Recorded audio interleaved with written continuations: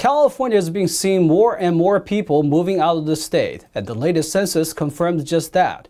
The urban policy analyst says the high cost of living and land ownership are reasons for saying goodbye to the Golden State. People are leaving California in droves. So many people have been leaving California that for the first time ever, the state has lost a congressional seat. According to recent census data, Los Angeles County lost the most people in the country due to relocation.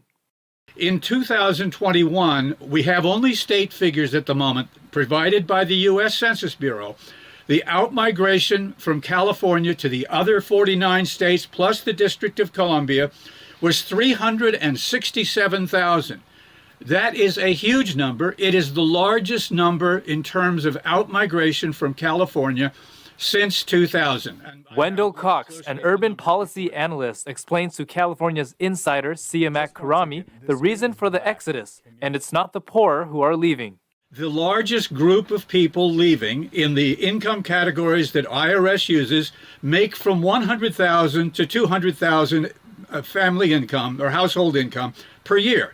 That's above the median household income of $83,000 in California. Most people would think the California climate is wonderful, such as access to beaches and coastal weather, but cost of living is an issue. Cox compares the median house prices to the median household income. Then you can judge housing affordability. California was only 20% above the nation. Now it's more than twice as much, about 2.25 times as much. Terribly unaffordable. He says people want to own their own homes, but it's difficult. You haven't seen any new auto companies move into California. Nobody's coming in from outside. Why? They want to have people that can live well on their salaries because salaries aren't that much higher in California, but housing costs certainly are. Senate Bill 9, or the California Home Act, went into effect this year. It allows homeowners to build up to 4 housing units on their land. The value of land is based upon what you can build on it. And so if I can only build a single-family detached house, but now you say I can build a house in the backyard, the value of the land goes up. It is the land values that are killing it. Cox says there's high demand for detached housing. He believes the solution is to incentivize the younger generation and companies to want to stay in California. The first in the nation California Reparations Task Force had a historical vote that decided to place limits on which members of the black community can receive compensation for America's history of slavery. NTD's Arlene Richards reports. The California Task Force on Reparations voted 5-4 Tuesday to limit state compensation to the descendants of free and enslaved black people who were in the U.S. in the 19th century. The vote rejects a proposal to include all black people, regardless of lineage. Those who voted against the limitation argued that all black people in the U.S. who suffer from systemic racism in housing, education, and employment should be compensated. Critics have said that California should not pay reparations because it did not practice slavery. James Breslow, an attorney and host of the Hidden Truth Show podcast, said it's odd that California is taking the lead on reparations when Congress hasn't moved on it in 30 years.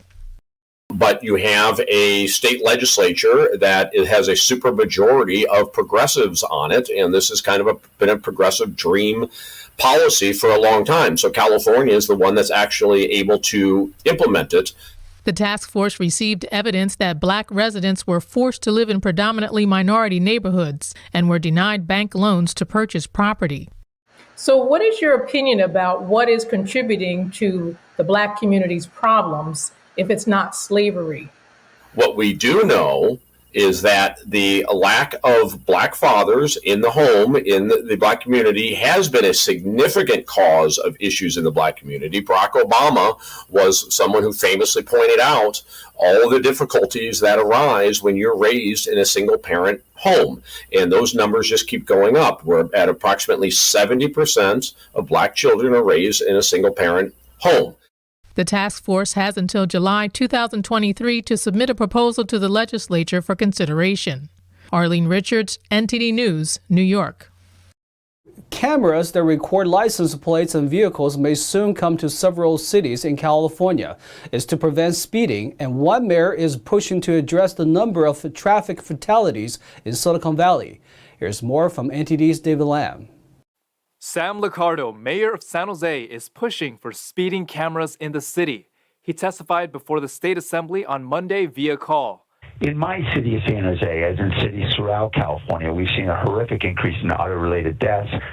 And we know from our data, 30% of those auto fatalities, speeding constituted a key cause of that collision. Automated speed enforcement clearly works. Currently, California law prohibits cities from using speed cameras. As part of the new Assembly Bill 2336, the Speed Safety Pilot Program would allow several cities to do a test run for 30 days, issuing warnings. The speed safety system will capture images of the rear license plate of vehicles. Now, there are multiple safeguards embedded in this bill.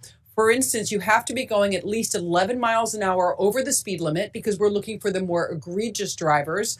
The money that's generated in fines has to go right back into that very same community for physical infrastructure to make those roads safer. After the 30 days, violation penalties start at $50 and the fees double based on how fast the car is driving over the posted limit.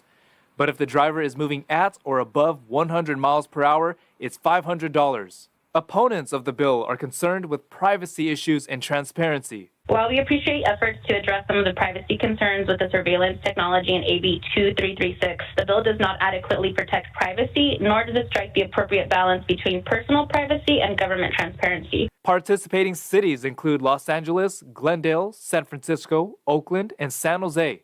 Another Southern California city may be included later. The speed enforcement cameras will not apply to highways or expressways.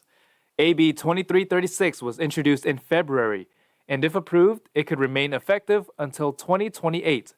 David Lam, NTD News, California.